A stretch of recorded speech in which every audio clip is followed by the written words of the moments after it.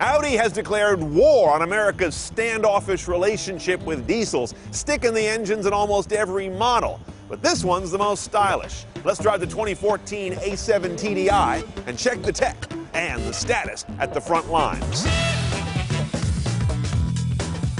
Now, the A7 is a very popular car in terms of halo for Audi. It doesn't sell a lot. It's about 9% of their sales. Not bad, but it's a premium model.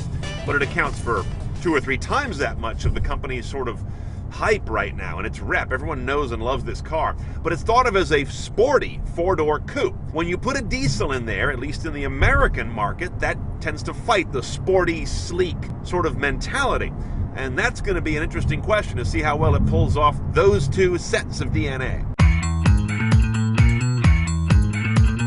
Not much different on the outside. You won't have the TDI graphics you find on our press car, so you'll have to spot one of these guys by the TDI badge on its rump. Now inside, the 7 TDI is no different substantially from any other 7, so I'm not going to do a huge deep dive into the cabin tech. To find out about that, go look at our previous reviews on the A7 and the S7 at cars.cnet.com. Only a few things tip you off you're in a diesel. The tachometer is the main one. There's your red line at what, 4,800 RPM? That would be, about 2,000 lower than in the supercharged gas engine car. And on a really cold morning like our shoot day today, there's a moment or 2 pause when you first start the car. That reminds you it's a diesel as well. And this is interesting, an energy consumer's screen that shows you what parasitic operations are dragging down the engine's efficiency, and with a rough estimation by how many gallons of fuel per hour they're burning. And in keeping with the efficient diesel theme, a couple of other things here. You've got an auto start-stop defeat. Normally this car will auto start-stop at lights or in traffic that's stop and go. Luckily that defeat is sticky. Defeat it once and it stays that way, and that's how I like it. I'll show you why in a moment. Now under the hood, you know it's a diesel even if you didn't look at it. You can hear it. Turbocharged V6 3-liter. There's your turbo right there. Slightly smaller for the US than Europe, so it has better low RPM spool up at the sacrifice of, I believe, a little bit of top speed. Not that it matters, it's academic. Your numbers on this guy are 240 horsepower, kind of small for a 4,300-pound car, but 428 foot-pounds of torque. That's a stunning delta between horsepower and torque. 0 to 60 is 5.5 seconds. What really matters is the MPG. 24 city, 38 highway, 29 average. 1 drivetrain, 8-speed automatic, Tiptronic, and of course, Quattro all-wheel drive. Let's go see how it works. Okay, on the road, the first thing I noticed in this A7 TDI is I'm hearing more diesel noise than I do in some other diesels that we've driven lately that don't even cost this much. I'm kind of surprised by that. At idle and in city conditions, I hear it come through rather notably. That's not what I expected here. Once you're out on the road, there's such great torque from this car. It feels like you could get into any sort of situation you need to hit. It's always got the beef. The thing is, though, it needs to get spooled up a little. I know Audi tuned the turbo in this American version to spool up faster, but it still gets buried under a little turbo lag, and it's 2 overdrive gears.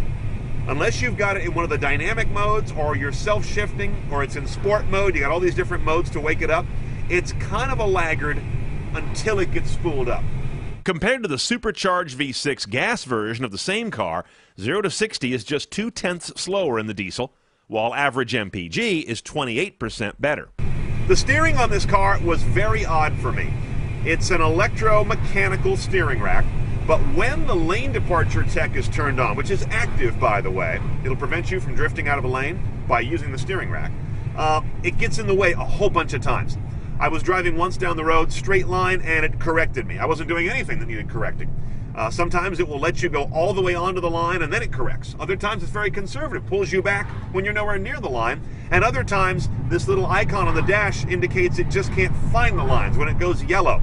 So this system seems to be somewhere between a work in progress and a mess. I wasn't impressed by it. I'm going to assume it's this car because Audi doesn't normally get those things wrong, but I'll tell you, Infiniti and Acura tend to get them more right.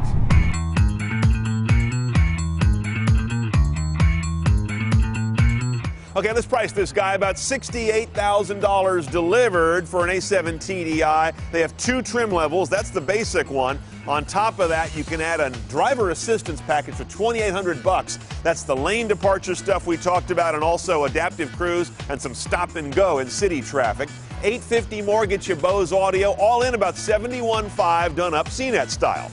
Okay, if you drive one of these, here's how you should check the tech. Note the power delivery and if it's sensitive enough for you in everyday driving. At the same time, listen in for the diesel noise. I found it kind of intrusive. You may not. Lane departure warning. Seems a little nibbly and weird to me and very conservative. Lets you kind of get to the dotted line before it does anything. Finally, check the math. This car costs about $2,400, all things being equal, just for the diesel option. My back of the envelope penciling out tells me it's about a 6.2-year earn back at current prices. It doesn't really make sense, to be honest. I doubt you'll have this car that long. So you've got to also factor in the fact that you love diesel torque and the fact that it's got 19% lower CO2 emissions.